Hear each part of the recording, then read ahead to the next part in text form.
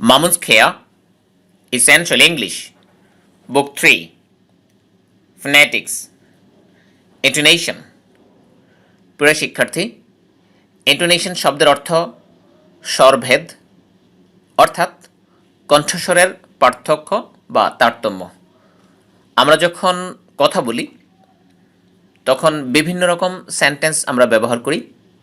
তো এই সেন্টেন্সগুলোর মধ্যে কিছু থাকে প্রশ্ন, কিছু থাকে আদেশ, অনুরোধ, উপদেশ বা সাধারণ কোনো বিবৃতি। তো প্রশ্নের সুর যেরকম হয়, অনুরোধের সুরটা সেরকম হয় না। আবার ডাব্লিউএস কোয়েশ্চেনের সুর যেরকম হয়, বেসিক কোয়েশ্চেনের সুর বা কণ্ঠস্বর ওই রকম হয় না, একই রকম হয় না। তো এখন আমরা ইন্টোনেশনের নিয়মগুলোর মাঝে আমরা এই বিষয়গুলোই দেখব, অর্থাৎ যদি প্রশ্ন হয় তাহলে কণ্ঠস্বরটা কেমন হবে, ঊর্ধ্বমুখী নাকি নিম্নমুখী। আবার যদি অনুরোধ হয় সেই স্বরটা কেমন হবে। তো এখানে প্রথমেই দেখুন স্বর দুই রকম। বাম দিকে দেখানো আছে রাইজ থেকে ফল, অর্থাৎ একটা তীর চিহ্নকে নিচের দিকে নেমেছে, অর্থাৎ কণ্ঠস্বরটা ধীরে ধীরে নিচের দিকে নেমে যাবে, নিম্নগামী স্বর হবে। আর ডান দিকে তীর চিহ্ন দিয়ে যেটা দেখানো আছে সেটা হচ্ছে ফল টু রাইজ, অর্থাৎ নিম্নগামী নিম্ন স্বর থেকে ধীরে ধীরে ঊর্ধ্বমুখী কণ্ঠস্বর হবে। এই দুটো হচ্ছে প্রধানতম স্বরভেদ, অর্থাৎ একটি হচ্ছে নিম্নমুখী আর একটি হচ্ছে ঊর্ধ্বমুখী। এবার আমরা নিয়মগুলো দেখি, কখন ঊর্ধ্বমুখী হবে আর কখন নিম্নমুখী কণ্ঠস্বর হবে। প্রথমেই আছে একটা সোজা তীর চিহ্ন, অর্থাৎ এই তীর চিহ্নের মাধ্যমে বোঝানো হচ্ছে যে কণ্ঠস্বরের কোনো রকম ওঠানামা করবে না। কখন করবে না সেটা হচ্ছে কোটস বা কোটেশন। যখন কেউ বক্তৃতা দেয়, কোনো কিছু কথা বলে, কোনো বক্তৃতা দেওয়ার সময় যখন নিজের বক্তৃতাটা দিতে থাকে, নিজের কথাগুলো মানুষকে বা জনগণকে বা তার সামনের অডিয়েন্সকে বলে থাকে, তখন তার নিজস্ব ছন্দ, নিজস্ব রিদম এখানে ব্যবহার করে। কিন্তু যখন তার বক্তৃতার মাঝে অন্য কোনো ব্যক্তির কথার উদ্ধৃতি দেয়, কোনো বইয়ের উদ্ধৃতি দেয়, কোনো বিখ্যাত ব্যক্তির কোনো বাণীর উদ্ধৃতি দেয় বা কোনো ধর্মীয় গ্রন্থের উদ্ধৃতি দেয়, তখন উদ্ধৃত ওই অংশটুকুকে তার নিজস্ব ছন্দে, অর্থাৎ তিনি বক্তৃতা দেওয়ার সময় কখনো অনুরোধের সুর দেন, কখনো ধমকের সুর দেন, কখনো খুব তেজি বক্তব্য দেন। তো এক্ষেত্রে তার উদ্ধৃত অংশটুকুকে তিনি তার নিজস্ব সুরে বা নিজস্ব ছন্দে উদ্ধৃত অংশটুকুকে বর্ণনা করবেন না বা বলবেন না। তিনি যেই উদ্ধৃত অংশটুকু আছে, উদ্ধৃত অংশটুকুকে তিনি একেবারে সাধারণ রিডিংয়ের মতো, কোনো রকম ওঠানামা করা ছাড়াই সাধারণ রিডিংয়ের মতো তিনি বলবেন।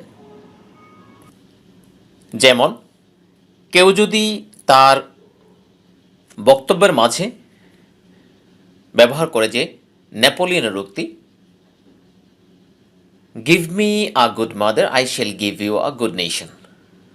এখন এই যে উদ্ধৃত অংশটুকু, এই অংশটুকু বক্তার নিজের কথা নয়, এটি বিখ্যাত বীর নেপোলিয়নের কথা।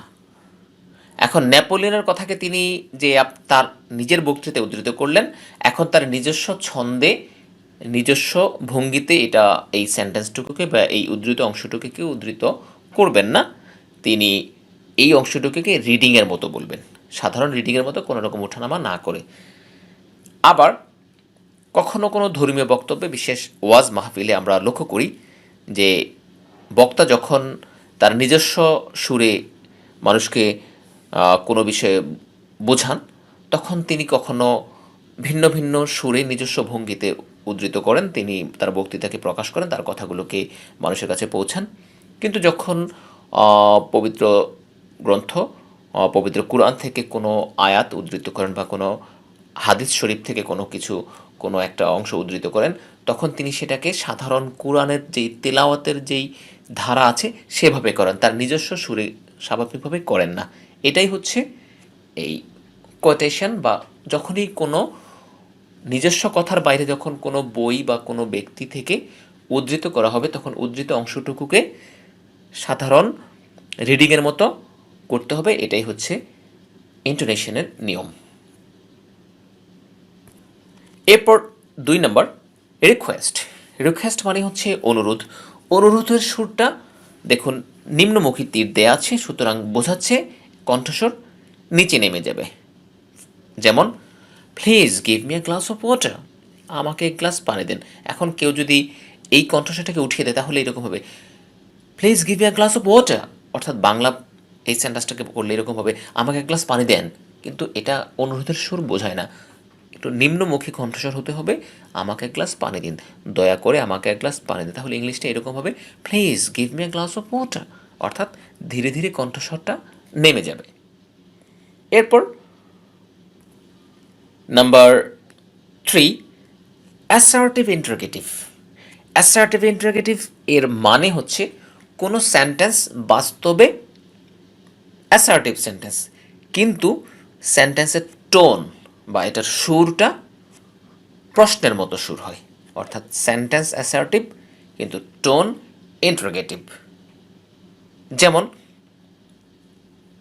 একই সেন্টেন্স কেউ যদি বলে যেমন কারো বাসা থেকে বা কারো অফিস থেকে কারো রুম থেকে কোনো একটা বিষয়, কোনো একটা মূল্যবান জিনিস হারিয়ে গেছে, মোবাইল, কম্পিউটার, ল্যাপটপ অথবা কোনো স্বর্ণের জিনিস, কোনো একটা বই হারিয়ে গিয়েছে।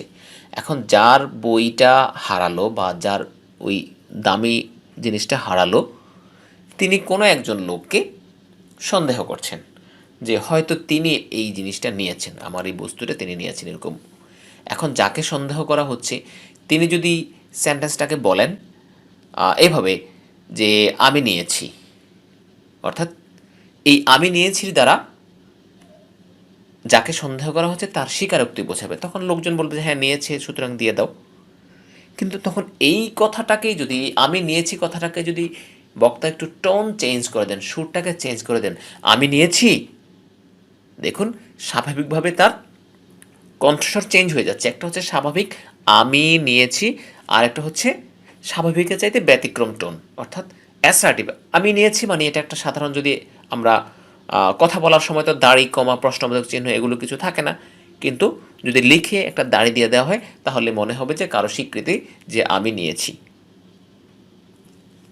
কিন্তু কথা বলার সময় এই ধরনের দাড়ি কমা ব্যবহার হয় না, এটা সুর শুনে টোন শুনেই বোঝা যায়।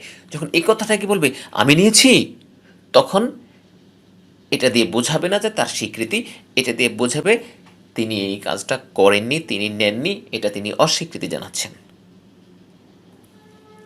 বিখ্যাত হলিউড মুভি টাইটানিকের একটি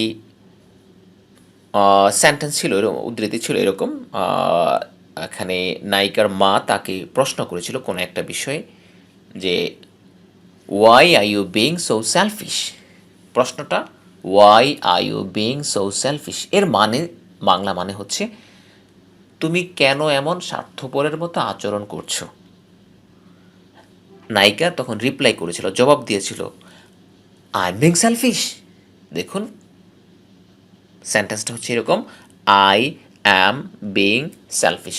যদি আপনি এই সেন্টেন্সটাকে স্বাভাবিকভাবে বলেন আই অ্যাম বিং সেলফিশ, তার মানে বোঝাবে আমি সেলফিশ বা স্বার্থপরের মতো আচরণ করছি। কিন্তু যখন এই টোনটাকে চেঞ্জ করে দেওয়া হলো আই অ্যাম বিং সেলফিশ, তখন এটা দিয়ে বোঝাচ্ছি কি আপনি বলছেন আমি স্বার্থপরের মতো আচরণ করছি, আসলে তা আমি করছি না। সুতরাং এ ধরনের সেন্টেন্সকেই বলা হয়, অর্থাৎ যখন আই এম বিং সেলফিশ বলা হচ্ছে তখন বোঝা যাচ্ছে যে তার স্বীকৃতি হ্যাঁ আমি সেলফিশের মতো আচরণ করছি। কিন্তু যখন বলা হচ্ছে আই এম বিং সেলফিশ, একই সেন্টেন্স, প্রশ্ন না, প্রশ্ন হলে হতো এম আই বিং, কিন্তু এম আই বিং না হয়ে হচ্ছে আই এম বিং, অর্থাৎ সাবজেক্টের পরে auxiliary verb I am being selfish আর আই এম বিং সেলফিশ। তখন এই যে টোনটা উঠিয়ে দেওয়া হলো অ্যাসার্টিভ সেন্টেন্স, কিন্তু টোন উঠিয়ে দেওয়া হলো, এটাই হলো অ্যাসার্টিভ ইন্টারোগেটিভ। এই ধরনের সেন্টেন্স দ্বারা প্রশ্ন জানতে চাওয়া হয় না বা কোনো তথ্য জানতে চাওয়া হয় না, এটা দিয়ে অস্বীকৃতি জানানো হয়, কোনো কিছুকে ডিসঅ্যাগ্রি করা হয়, অর্থাৎ যা বলা হচ্ছে তার বিপরীত, যে আমি সেলফিশ হচ্ছি, বাস্তবে আমি সেলফিশ হচ্ছি না। এরপর number 4 yes no question, yes no question মানে হচ্ছে যেই প্রশ্নের উত্তরে হ্যাঁ অথবা না বলা যায়। যেমন আপনি কি খাবার খেয়েছেন, তাহলে কি বলা যাবে, হ্যাঁ অথবা না। কিন্তু যদি বলা হয় আপনি কখন খাবার খেয়েছেন, তখন হ্যাঁ অথবা না বলা যায় না। তো 4 নম্বরে যা আছে ইয়েস নো কোয়েশ্চেন, অর্থাৎ যেই প্রশ্নের উত্তরে হ্যাঁ অথবা না বলা যায়, অর্থাৎ আরও একটু ক্লিয়ার করে বললে সেটা হচ্ছে যেই প্রশ্নে ডাব্লিউএস কোয়েশ্চেন ব্যবহার হয় না, কখন, কোথায়, কেন, কিভাবে এই জাতীয় শব্দ ব্যবহার হয় না, সেই প্রশ্নগুলোর টোন ধীরে ধীরে ঊর্ধ্বমুখী হবে। দেখুন ইয়েস নো কোয়েশ্চেন নাম্বার 4 ঊর্ধ্বমুখী টোন দেওয়া আছে, অর্থাৎ কণ্ঠস্বরটা ঊর্ধ্বমুখী হবে। যেমন খাবার খেয়েছেন, have you taken you meal, have you taken you meal, এভাবে কণ্ঠস্বরটা ঊর্ধ্বমুখী হবে। এরপর number 5 WS question. WS question হচ্ছে ওই প্রশ্নগুলো যেই প্রশ্নের উত্তরে হ্যাঁ অথবা না বলা যায় না। আরেকভাবে বললে যেই প্রশ্নে ডাব্লিউএস ওয়ার্ডস ব্যবহৃত হয়, বা বাংলায় কখন, কেন, কিভাবে, কোথায়, কার সাথে এ জাতীয় শব্দগুলো ব্যবহৃত হয়, সেগুলো হচ্ছে ডাব্লিউএস কোয়েশ্চেন। আর ডাব্লিউএস কোয়েশ্চেন হলে কণ্ঠস্বরটা নিম্নমুখী হবে। দেখুন তীর চিহ্ন দিয়ে দেখানো আছে, স্বর নিচের দিকে নেমে যাবে। যেমন কখন আপনি খাবার খেয়েছেন, তাহলে when have you taken your meal. দেখুন ওয়েনটা জোরে আর আস্তে আস্তে কণ্ঠস্বরটা নিম্নমুখী হয়ে গেল। When have you taken your meal, when have you taken your meal, এভাবে। এরপর নাম্বার 6 গ্রিটিংসে 2 ধরনের টোন আছে। দেখুন ওয়েলকাম এবং কংগ্রেচুলেশন এগুলো নিম্নমুখী। দেখুন ওয়েলকাম, ওয়েলকাম, ওয়েল অংশটা জোরে, খামটুকু আস্তে, ওয়েল জোরে আর কাম আস্তে, ওয়েলকাম, ওয়েলকাম, ওয়েলকাম। আবার কংগ্রেচুলেশন, কংগ্রেচুলেশন আস্তে, কণ্ঠস্বরটা নিম্নমুখী হয়ে যাবে, নিম্নস্বর হবে, অর্থাৎ এটা হবে rise to fall, falling tone হবে। আর হাই, হ্যালো এই জাতীয় গ্রিটিংসগুলো রাইজিং টিউন হবে, অর্থাৎ ঊর্ধ্বমুখী স্বর হবে। হাই, হ্যালো, হাই, হ্যালো এই জাতীয় শব্দগুলো, এই জাতীয় গ্রিটিংসগুলো ঊর্ধ্বমুখী হবে তথা রাইজিং টিউন হবে। এরপর নাম্বার 7 ডিপার্ট। ডিপার্ট মানে প্রস্থান বা বিদায়। বিদায়ের টোন, বিদায়ের যেই ওয়ার্ডসগুলো আমরা ব্যবহার করি সেগুলোর টোন ঊর্ধ্বমুখী হবে। যেমন bye bye, good night, take care, tata এই জাতীয় শব্দগুলো ঊর্ধ্বমুখী টোন হবে। এরপর নাম্বার 8 অ্যালার্ম বা সতর্কবাণী, সতর্কতা। যেমন 2 বন্ধু পাশাপাশি হাঁটছে রাস্তায়, তো একজন দেখলো হঠাৎ পেছন থেকে গাড়ি আসতেছে, তো আরেকজনকে সতর্ক করে দিচ্ছে, এই সরো সরো, গাড়ি গাড়ি, খা খা। এই যে সে তার বন্ধুকে সতর্ক করে দিচ্ছে, এই সতর্কটা খুব কানে কানে বা আস্তে আস্তে হয় না, এই সতর্কতার জন্য সতর্ক করার স্বাভাবিক টোনই হচ্ছে এটা ঊর্ধ্বমুখী হয়, ধীরে ধীরে উঠে যায়।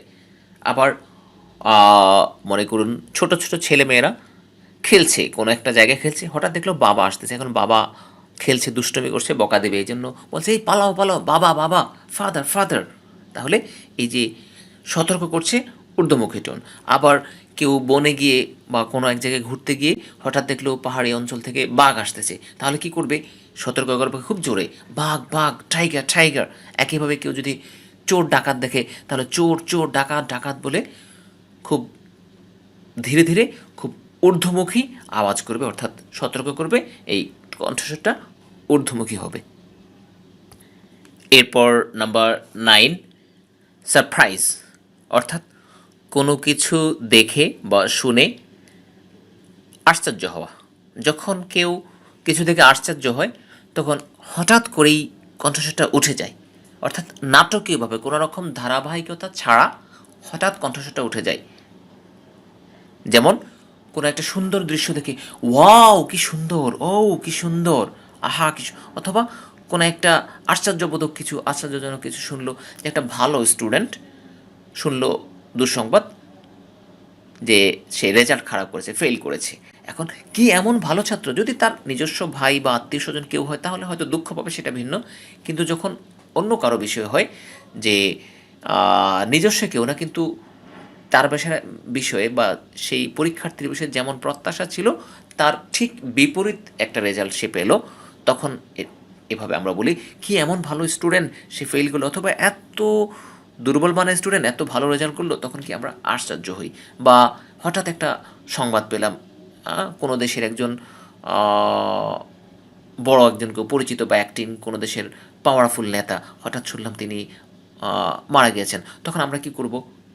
কি এমন ঘটনা ঘটলো, আশ্চর্য হই। যখন এরকম আশ্চর্য হই তখনই কণ্ঠস্বরটা হঠাৎ করে উঠে যায়। হঠাৎ করে উঠে যাওয়াটা হচ্ছে ড্রামাটিকলি রাইজ।